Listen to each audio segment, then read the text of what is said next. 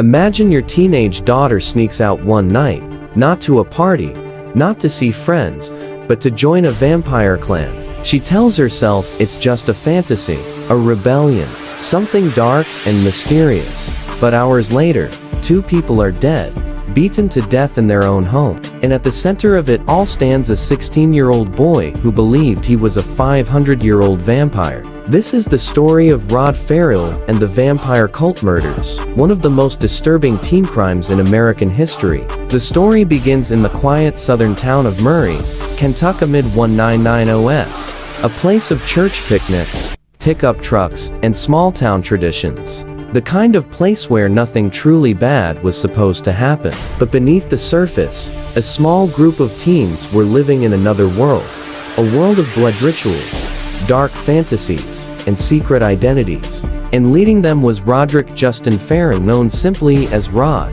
Rod was tall, with long dark hair, and a piercing stare that made people uneasy. He was only 16, but he had already built a myth around himself. To those who followed him, he wasn't just a teenager, he was a vampire named Vesago, a 500-year-old immortal trapped in a human body. Rod's childhood had been anything but normal. He was born in 1980 to a young mother, Sandra Gibson, who herself was just 16 at the time. They had a turbulent relationship, moving constantly, sometimes staying with relatives, other times barely scraping by. By the time Rod reached his teens, he had already started spiraling. He was obsessed with vampires, not the Hollywood kind, but the gothic, ancient ones he read about in occult books. He spent hours playing Vampire: The Masquerade, a role-playing game that allowed players to live as supernatural beings.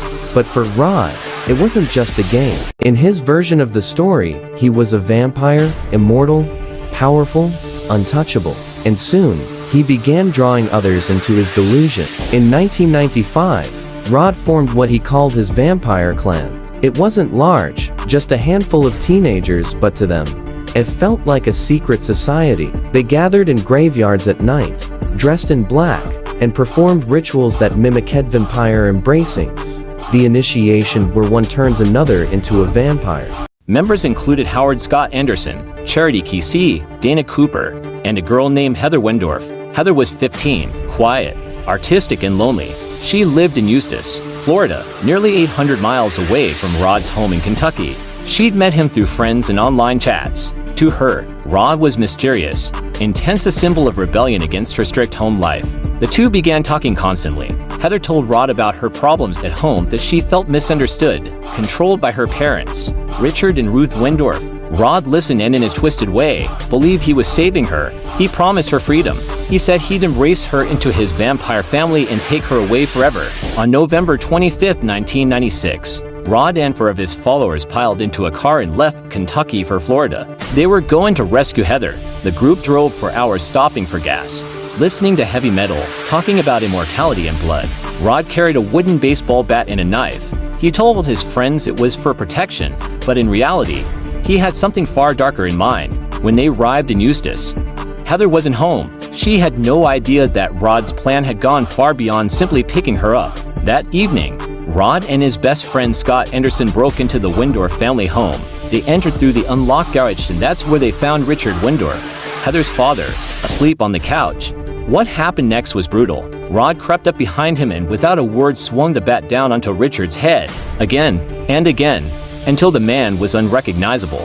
Then, he moved to the kitchen where Ruth Wendorf, Heather's mother, walked in unexpectedly. Rod struck her repeatedly before slashing her with a knife. By the time he was done, both parents were dead.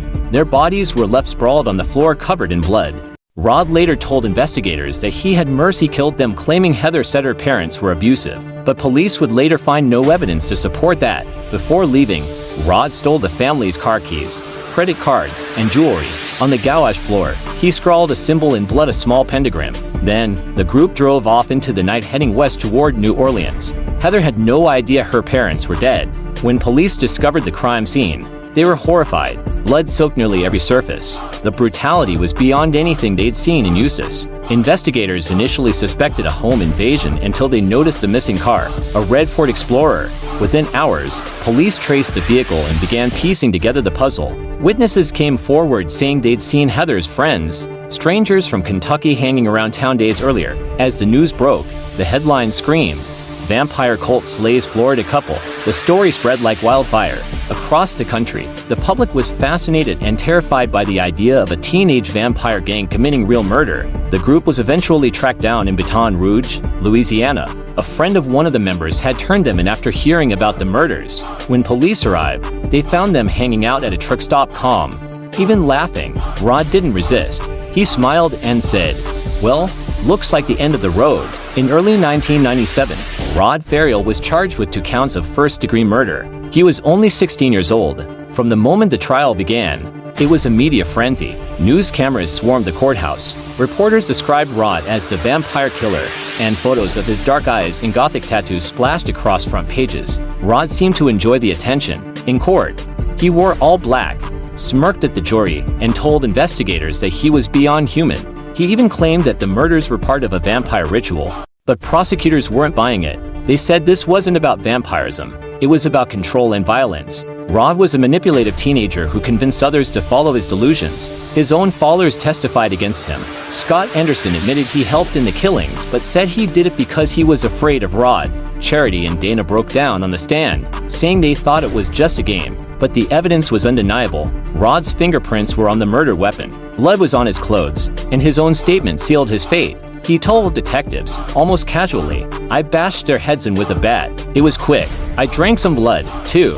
In February 1998, the verdict came, guilty on all counts. The judge sentenced Rod Ferrell to death, making him the youngest person on death row in the United States at the time. His accomplices received lesser sentences. Scott Anderson, life in prison.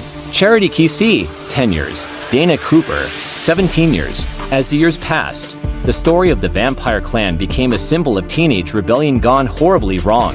Psychologists and criminologists studied the case, trying to understand how a 16-year-old could convince others to kill in the name of fantasy. Rod's mother, Sandra Gibson, made things even stranger. She publicly defended her son, even writing letters that suggested she believed in the vampire clan's spiritual side. At one point, she even faced her own charges for trying to send explicit letters to Rod in jail. In 2000, Rod's death sentence was overturned. Because he was a juvenile at the time of the murders, his sentence was commuted to life in prison without parole. Today, he remains behind bars at Florida State Prison. He's 45 years old now. His once messy black hair is shorter, his eyes colder, but he still insists he was misunderstood.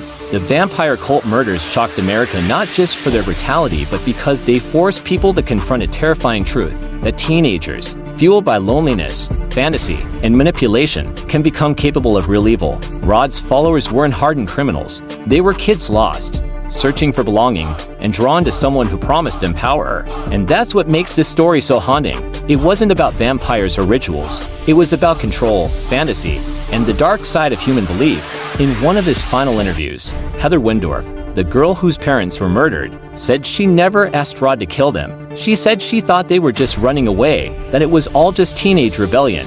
She spent years trying to rebuild her life, forever haunted by the night her name became tied to a massacre. "I lost everything that night," she said quietly. "My parents, my childhood, my peace." And somewhere, deep in a Florida prison cell, Rod Ferrell still writes letters to old friends, signing them with the name Vasago. To him, perhaps, the fantasy never ended, but for everyone else, it was all too real. The vampire cult murders remind us that evil doesn't always come in the form of monsters. Sometimes, it comes wrapped in teenage fascination, loneliness, and a desperate need to belong. Rod Ferrell wasn't a vampire. He was a lost kid who believed he was one, and because of that belief, 2 innocent people died.